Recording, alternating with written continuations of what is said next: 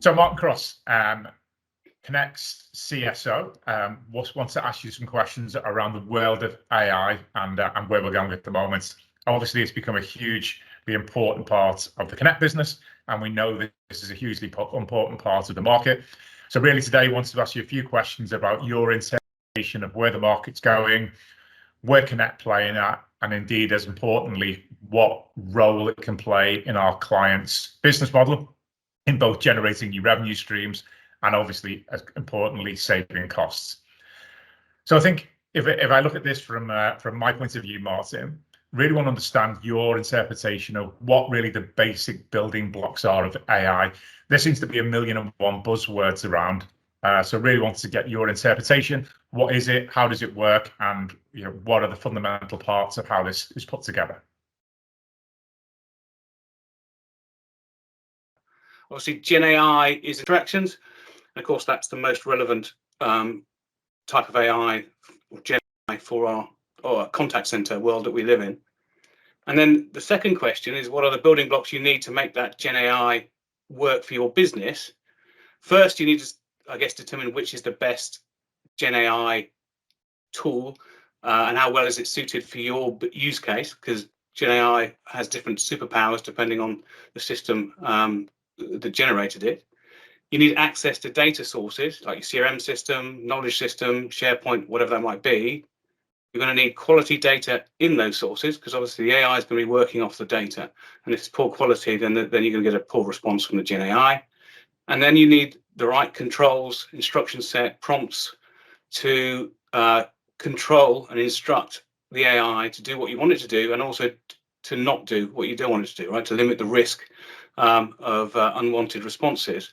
And then you might actually need integration to other systems or even other AI tool sets. Because in practice, you may end up using a collection of different AI machine learning engines and tools to deliver your use case. You might use one to transcribe what the customer is saying. You might use a different one to understand that in terms of its intent of the request. You might use a third to analyze the data, determine the best answer, and summarize that in like a natural, easy to understand way. And then finally, a fourth to turn that into that text into natural sounding voice that you then relay back to the customer. Okay, understood. So, I mean, I suppose, looking at it from my point of view, I'm seeing more the financial side of the business saying that for, say, a contact center, for example, it's allowing people to strip out costs, remove people out of the contact center. But really, from my point of view, I think there's an opportunity here to almost turn the contact center into like a superhuman, so to speak. So it's not just about stripping out cost, it's about actually making people better at their jobs.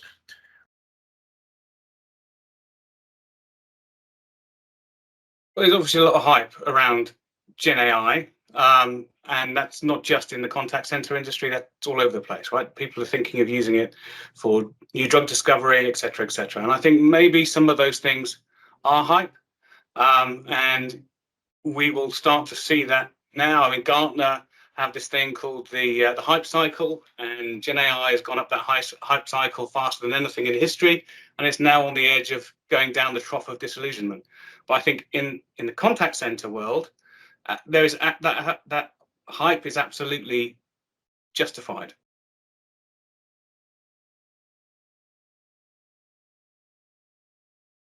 We've been using AI already in real world use cases to provide improved customer experience, customer loyalty, customer advocacy, and reducing cost.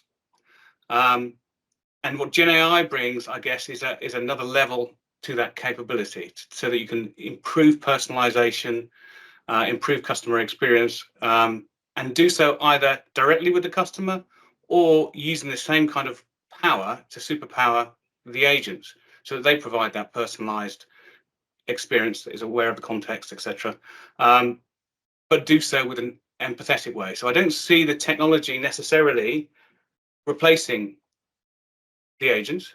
I think it's horses for courses. It will remove the workload of those agents for transactional, boring stuff, but it will drive efficiency. It will drive context personalization for the agent to allow them to do the more important empathetic type engagements that machines just simply can't do.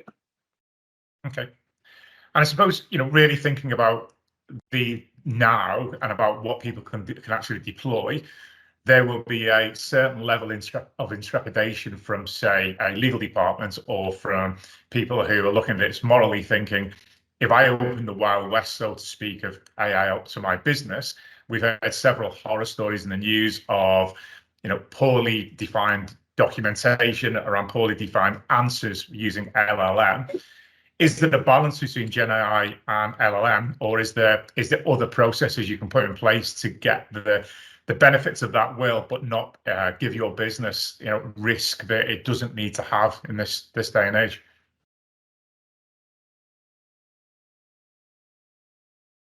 Well, that's a good question. I think there's probably two different types of risk to manage there.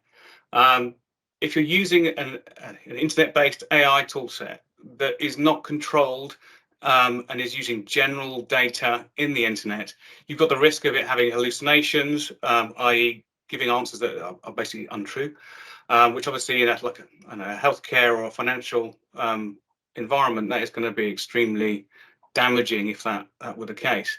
But there's also the fact if you're using that kind of general AI in the internet, then you're effectively, your data is your competitive advantage, right? And that's why you're using AI, is so that you can use that data to improve your business. If you use the generally available internet-based stuff, you training the internet AI with your data and helping your competitors be competitive. So I think there's two sides to that. There's putting the controls in place so that when an intent is understood, it only accesses data relevant to that intent. So it is unlikely to give the wrong answers.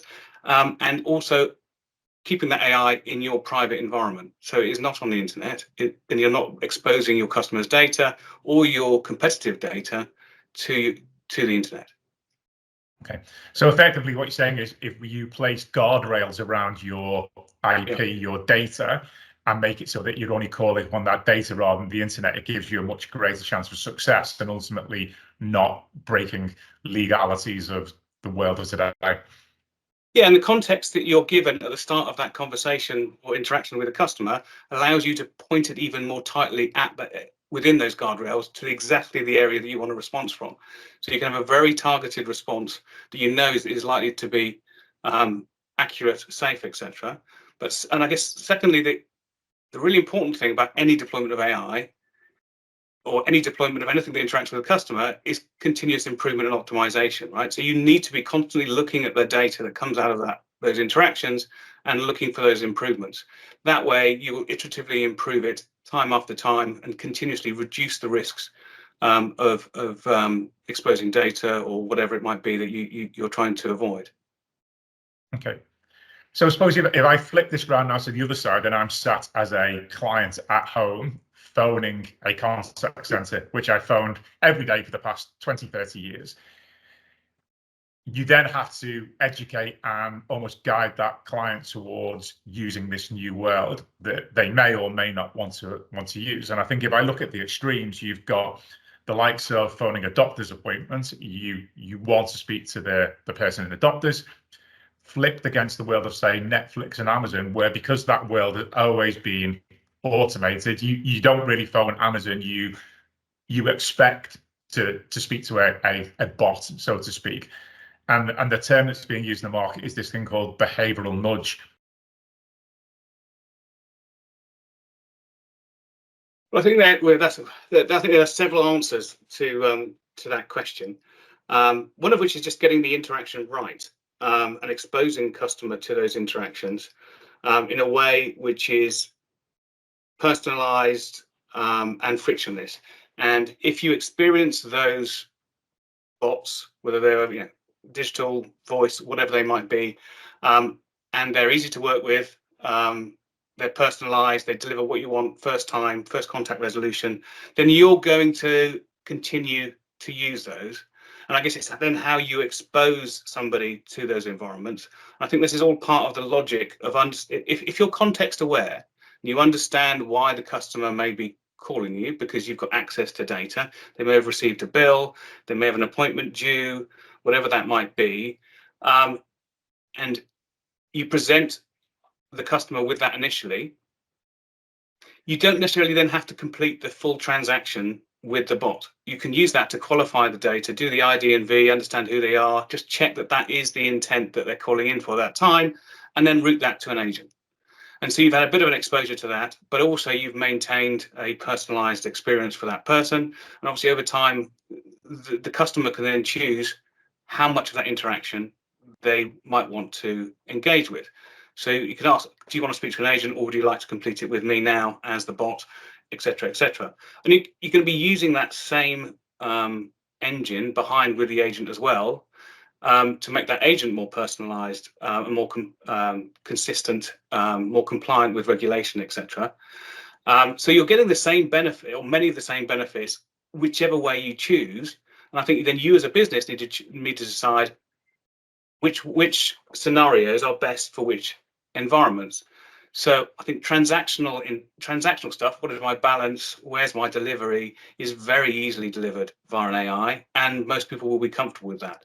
If you're going to buy a house, apply for a mortgage, or you're a vulnerable customer, then you're going to want it, or you want to buy anything off the internet, then you're going to want to have an empathetic engagement, and that can only really come from a real live agent.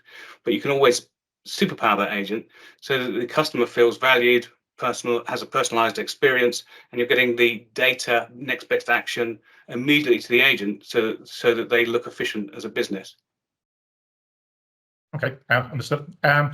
So I suppose now going into the real world as you as one of the senior managers within the Connect world, if I'm sat here with a client and I have reams and reams of data, whether that be chatbot data, call minutes, emails, and I'm sat here with millions of minutes and interactions, and I'm sat, how do I now turn this into a measurable deliverable that I can show and demonstrate that there's something there?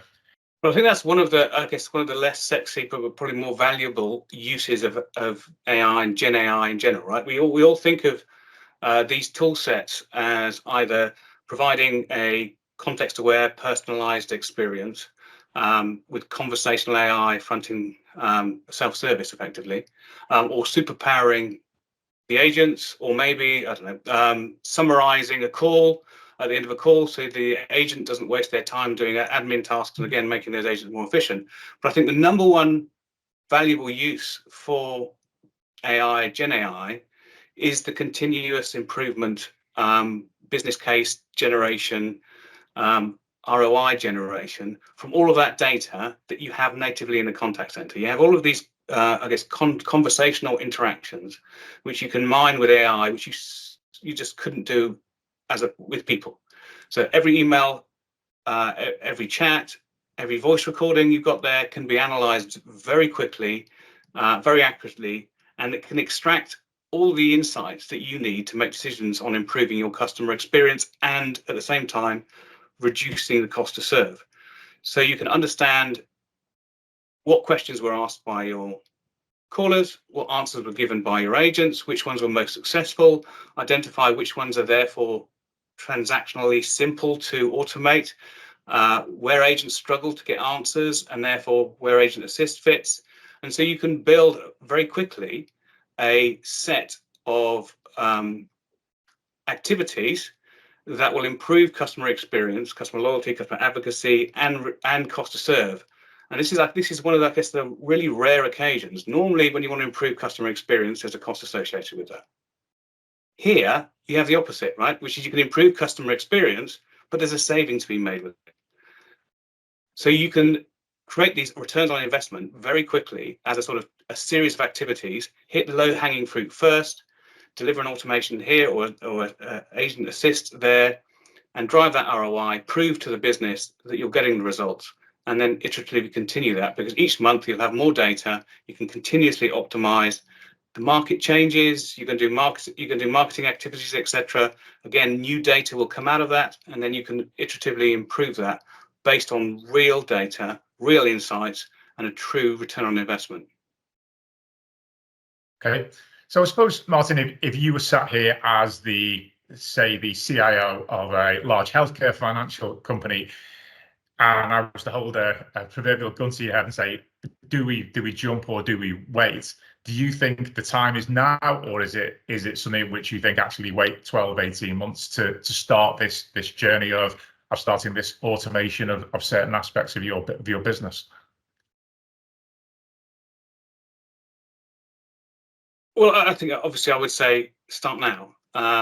But you can also, but the beauty of this, I guess, this world is that these AI tool sets are effectively democratized. You pay for them on a pay per use basis. So you're not going to have a large investment in terms of technology, and then you wait to see if there's going to be a return. So you can start with a small environment, do a small test for a small number of your users, prove it, fail fast as it will, or succeed fast, and then expand that out. So I think you can use this data-driven decision-making process to see exactly where there's value. And you can do that in a fairly low-risk, low-cost manner, and then again either expand it iteratively or expand it by department, and then work through the ROIs that then are relevant to your business, but also the competitive advantage that you might want to get.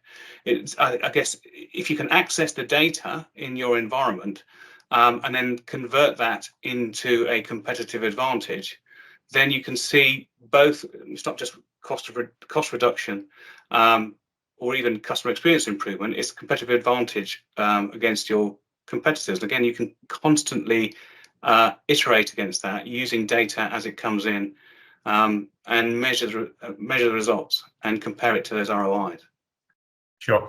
I mean, you touched briefly on it before about optimization, and I suppose that in a world that's forever moving forward, and particularly now with AI, how do Connect optimize? So if I build a bot today and the world is changing, how do I keep that bot relevant to the market? For example, we were sat here 5 years ago, we'd never heard of COVID. COVID comes in, and obviously for certain markets, that changes the whole world. So what services do Connect offer so that you continually get the very best, and as the market develops, you develop your systems and processes? I think this goes back to data-driven decision-making and data-driven optimization.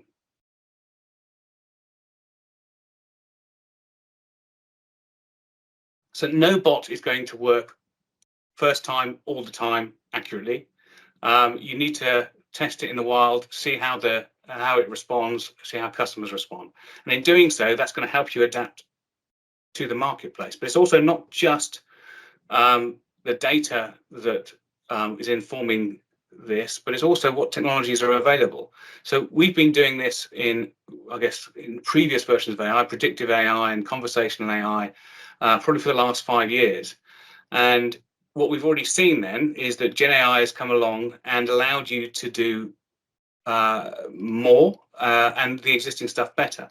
We don't necessarily want to change everything and go to a different platform, right? So the existing AI might be able to deliver 80% of an understanding of what's being said, and then you can then always forward the 20% that is struggling with to the next generation of AI, Gen AI, and deliver the more complex stuff. And then you're using the expensive tool just for the 20% and the less expensive stuff for the 80%.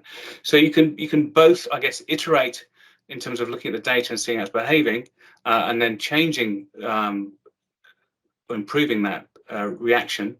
But also you can then iterate with the technology as well and use ever better technology. As long as you've got the frameworks in place, you need a bot framework. You need a knowledge base or bases that the AI is going to access. You need a framework for the agent assist. As long as those frameworks are in place, and also the process for analyzing and optimizing the data and turning that into an ROI, then you can then continuously drive improvement, and you can also swap in, swap out, layer on different technologies as they become available to improve the performance and adapt to whatever comes along in the marketplace. Okay, so I suppose what you're saying is that because Connect has got experience over the years of doing this, that it isn't something people should really be scared and afraid of, because there are instances, and I suppose that leads to my final question.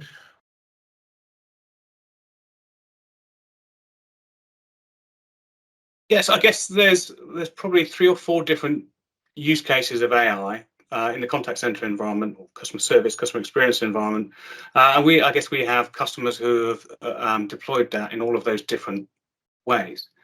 So we've had many customers who have deployed conversational AI at the front end of their contact center to effectively deliver a context-aware, personalized experience that takes away the transactional work, leaving the agents to do the more interesting stuff, or more valuable stuff, or more regulated, vulnerable customer stuff.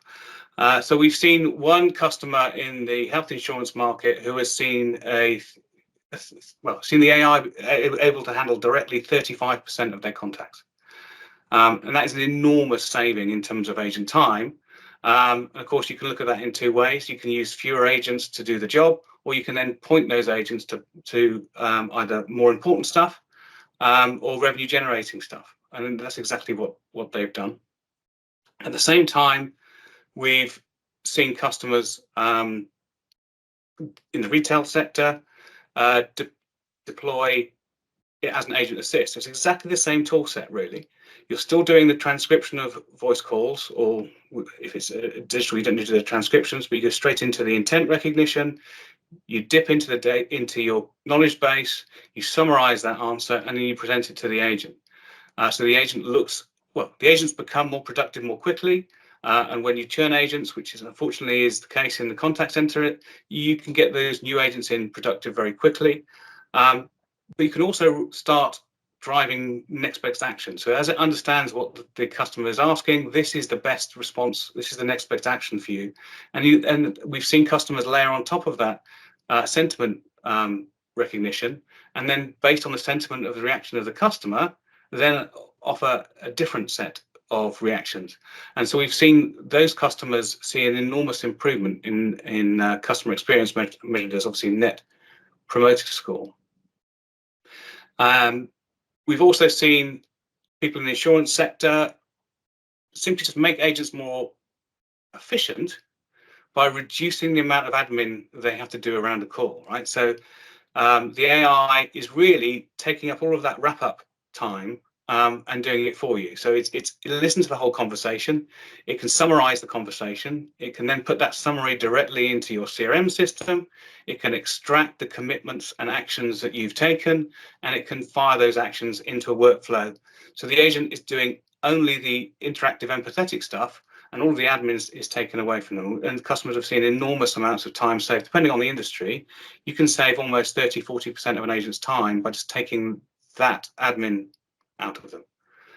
And then I guess the last one, which we mentioned earlier, but I think it's probably the most important thing, or most important business opportunity, business case, is that analytics of the customer interaction data to then decide how to improve your service. And I think everybody should be doing that. So we had a TV streaming service where we analysed all of their digital interactions, and it just surfaces information that you just simply don't expect to be there. Why people are contacting you, people are coming back 3 or 4 times with the same question that isn't getting delivered first time. And it gives you that list of low-hanging fruit that allows you to make a big impact to your customer experience or your cost with the smallest amount of investment. And then you can just keep working down that list. Of course, as time goes on, the effectiveness of those activities comes out in the data, which then allows you to continuously improve it. So for me, that's the number one business benefit we've seen with our customers, is that continuous improvement, but also the starting point. If you're going to make a transformation of your contact center, don't do it anecdotally. Use the data, and your contact center is just bristling with data, whether that's call histories, voice recordings, email, chat histories. It's all there, and it takes days as opposed to months to analyze that data and come up with ROIs. And then you can just test it small, see if it works. If it works, you make it big. If it doesn't, you move on to the next business case. Fantastic. Well, I suppose in summary, then it's obviously here to stay. There's massive benefits for businesses, and it seems that really Connect has got a handle of how to deploy this, how to optimize it, and ultimately whether generate revenues or reduce costs. It seems to be the key message that's coming out.